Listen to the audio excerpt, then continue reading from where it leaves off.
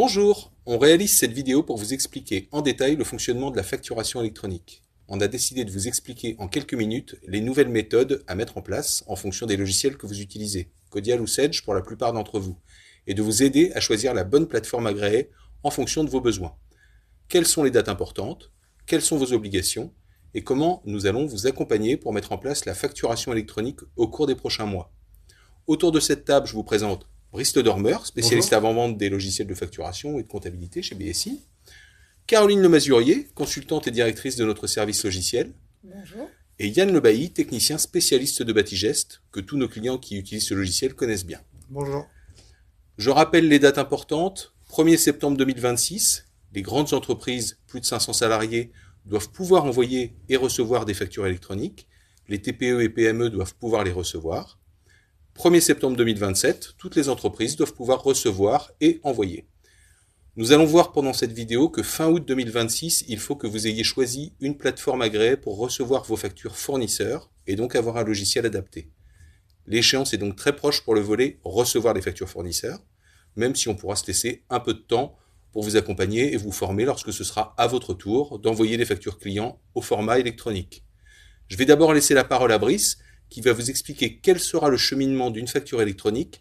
Pour une facture de vente, comment ça se passe? Bonjour à tous. Alors pour une facture de vente, la première étape, elle se passe chez vous, avec un logiciel qui sera mis à jour et compatible avec la facturation électronique. Actuellement, vous utilisez l'un des logiciels suivants, Codial, Batigest, Sage 50 ou Sage 100 pour établir vos factures clients. Certains d'entre vous n'ont pas de logiciel de facturation, ou bien un logiciel qui n'est pas compatible. Nous leur conseillons fortement de s'équiper. Mais si ce n'est pas possible, parce que leur logiciel est très spécifique, on aura des solutions alternatives à proposer. La première chose à réaliser, c'est de mettre à jour votre base client dans votre logiciel, avec notamment le numéro de sirène de vos clients finaux, afin que votre plateforme puisse savoir à qui envoyer vos factures clients. C'est vraiment la toute première chose à faire. Et pour cela, nous allons vous aider avec des outils de remplissage automatique qui sont disponibles sur Codial et sur Sage. La deuxième étape, elle consiste à envoyer votre facture client vers la plateforme agréée la plus adaptée. Et dans la plupart des cas, ce sera la plateforme Sage, tout simplement, qui sera la plus intéressante. D'une part parce qu'elle est déjà incluse dans tous les logiciels Sage et comprend un flux de 6 à 12 000 factures par an, ce qui est suffisant pour la majorité d'entre vous. Et d'autre part parce qu'elle reste la plus simple et la plus économique, même si vous dépassez ce volume. Si votre facture est conforme, elle poursuivra son chemin, sinon vous serez informé immédiatement de son rejet.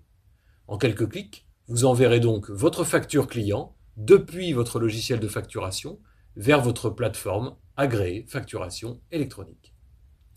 La troisième étape, ce sera de faire transiter votre facture client par le portail public de facturation, le PPF. D'une part, pour que votre facture, elle consulte l'annuaire national et qu'elle récupère le nom de la plateforme de votre client pour savoir où elle est. Et d'autre part, pour que les infos relatives à la TVA arrivent directement au pouvoir public. Bonne nouvelle, vous n'avez rien à faire, cette troisième étape est automatique. Quatrième étape, votre client sera notifié sur sa propre plateforme qu'une nouvelle facture est disponible pour lui. Il va la consulter et il aura le choix de l'accepter ou de la refuser.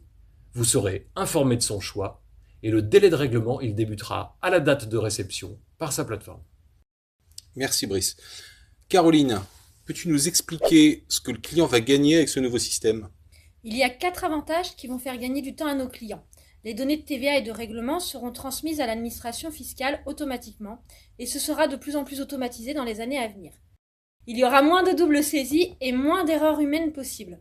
On aura une traçabilité totale du cheminement de la facture, de la date de réception et de son échéance de règlement, ce qui va aider à l'amélioration de votre trésorerie.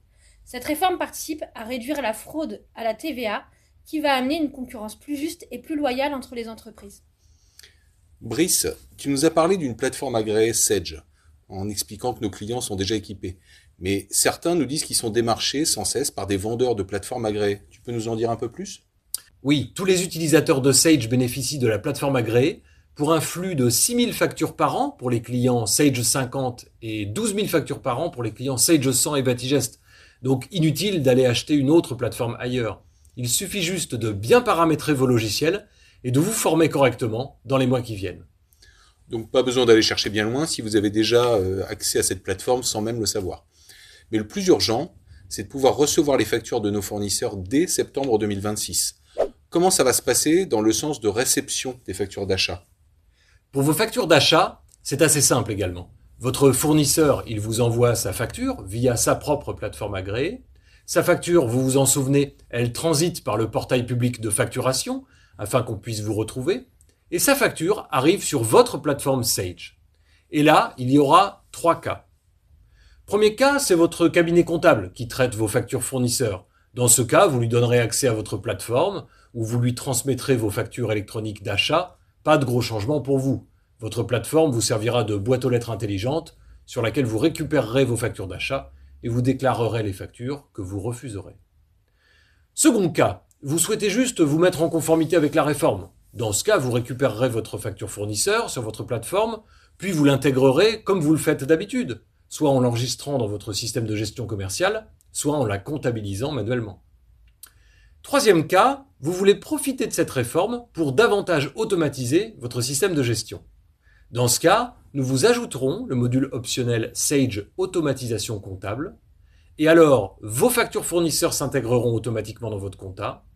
Vos factures d'achat pourront suivre un circuit de validation informatique interne dans lequel les bonnes personnes chez vous valideront les factures avant paiement.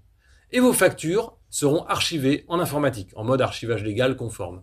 Et cerise sur le gâteau, pour ceux qui utilisent le module Sage 100 Gestion commerciale, les lignes de chaque facture se compareront automatiquement aux bons de réception fournisseurs correspondants. Merci Brice pour ces explications. Nous avons beaucoup de clients du secteur du bâtiment équipés de Batigest, avec des versions plus ou moins récentes. Yann, tu es le spécialiste Batigest, tu peux nous en dire un petit peu plus et comment ça va se passer pour ces clients? Bonjour, c'est simple, la dernière version de Batigest Connect est déjà prête. Et c'est la procédure que vient de vous expliquer Brice qui va s'appliquer. Pour ceux qui ont un Batigest plus ancien, on va devoir faire une mise à jour obligatoirement avant le 1er septembre 2026 afin que vous puissiez recevoir vos factures dans un premier temps, puis les envoyer dans un second temps. Il y aura dans les deux cas un accompagnement de notre part pour paramétrer tout ça et vous expliquer comment ça fonctionne. Merci Yann. À propos d'accompagnement, comment ça va se passer Brice? Alors ça va se passer en 3 étapes. La première phase, c'est le cadrage préparatoire. Ça dure en général une demi-journée ou un petit peu plus si vous gérez plusieurs sociétés. Nous allons analyser vos processus et valider que vos bases de données sont conformes. Bref, que vous êtes prêt à passer à la facturation électronique. La seconde phase, elle est un peu plus longue. Elle se divise elle-même en 3 petites étapes. D'abord, effectuer le paramétrage entre vos logiciels et la plateforme agréée et mettre en conformité vos factures avec les nouvelles mentions obligatoires. Ensuite, former vos équipes à l'utilisation du système. Et enfin, effectuer des tests et vérifications et mettre en production une fois que tout fonctionne. La troisième et dernière phase, c'est de l'accompagnement dans les mois qui vont suivre, de l'assistance, de la vérification et du conseil pour la suite. Caroline, tu as des clients de toute taille et tu t'occupes en particulier de la compta. Qu'est-ce que la facturation électronique va venir changer concrètement dans la compta? Comme Brice l'expliqua à l'instant, si vous activez le module optionnel qui automatise, vous éviterez les erreurs de saisie en compta, vous éviterez les doublons, vous allez optimiser votre temps, mais à part ça, la réforme ne provoquera aucun changement radical sur votre comptabilité. Merci. J'ai une dernière remarque sur un sujet dont on parle moins, mais qui est important, c'est l'archivage des factures à valeur probante. Brice, tu peux nous en parler un petit peu? Oui, la législation française encadre rigoureusement la conservation des factures. Vous devez conserver vos factures émises, mais aussi vos factures reçues pendant 6 ans pour répondre aux obligations fiscales et 10 ans pour répondre aux obligations comptables. En cas de contrôle, l'administration fiscale peut ainsi vérifier vos déclarations de TVA et les autres impôts. Finalement, il y a 3 principes d'archivage à respecter obligatoirement. D'abord, l'authenticité. L'archivage informatique doit savoir prouver qui a déposé la facture, à quelle date et quelles actions ont été effectuées sur cette facture. Ensuite, l'intégrité. Dans votre archivage informatique à valeur probante, aucune facture ne doit pouvoir être modifiée sans que ça se voie. Cela signifie horodatage et scellement numérique de la facture authentique. Et enfin, l'intelligibilité, c'est un gros mot pour dire que la facture, elle doit être stockée dans un format pérenne pour rester lisible pendant 10 ans. Il y a des sanctions en cas de non-respect de cette règle. Vous vous exposez à une amende pouvant aller jusqu'à 10 000 € ou à l'exclusion des marchés publics ou même au rejet de votre comptabilité. Merci Brice. BSI va donc vous accompagner dans le paramétrage et la formation afin de mettre en place la facturation électronique rapidement dans votre entreprise. Contactez-nous dès maintenant car les demandes sont très nombreuses. Yann, Brice et Caroline sont là pour répondre à vos questions. À très bientôt.